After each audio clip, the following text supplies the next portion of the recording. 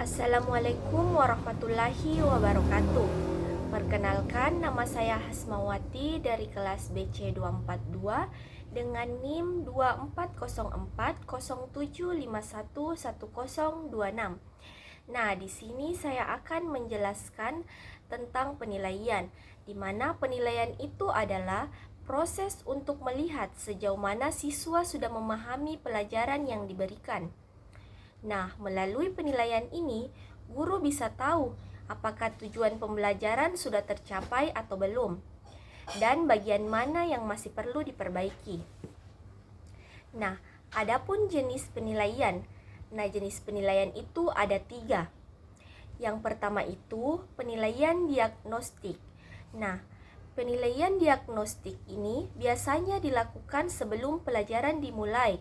Tujuannya untuk tahu kemampuan awal siswa. Yang kedua, penilaian formatif. Nah, penilaian ini dilakukan saat proses belajar berlangsung. Jadi, guru itu bisa memantau kemajuan siswa dan memberi umpan balik supaya mereka bisa lebih paham. Yang ketiga, penilaian sumatif. Nah, penilaian ini itu dilakukan di akhir pembelajaran, biasanya untuk menentukan nilai akhir atau belajar secara keseluruhan. Nah, adapun bentuk penilaian bentuk penilaian itu ada 2. Yang pertama berbentuk tes dan non-tes. Tes itu seperti pilihan ganda, isian, atau uraian. Biasanya ini buat mengukur pengetahuan. Sedangkan non-tes itu seperti observasi, penilaian sikap, proyek, atau portofolio. Bentuknya ini lebih ke arah menilai keterampilan dan perilaku siswa selama belajar.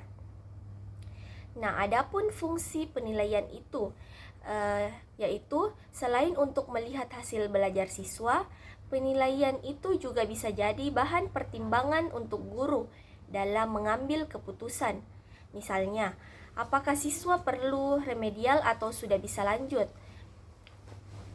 Selain itu juga, penilaian juga bisa jadi umpan balik supaya guru tahu cara mengajar yang lebih efektif dan siswa tahu bagaimana yang perlu diperbaiki. Dan yang paling penting itu hasil penilaian bisa memotivasi siswa untuk belajar lebih giat lagi. Jadi, penilaian itu bukan cuma sekedar ngasih nilai, tapi juga membantu guru dan siswa untuk berkembang lebih baik dalam proses pembelajaran. Baik, mungkin itu saja yang dapat saya sampaikan. Kurang dan lebihnya mohon dimaafkan. Wabillahi taufiq wal hidayah. Wassalamualaikum warahmatullahi wabarakatuh.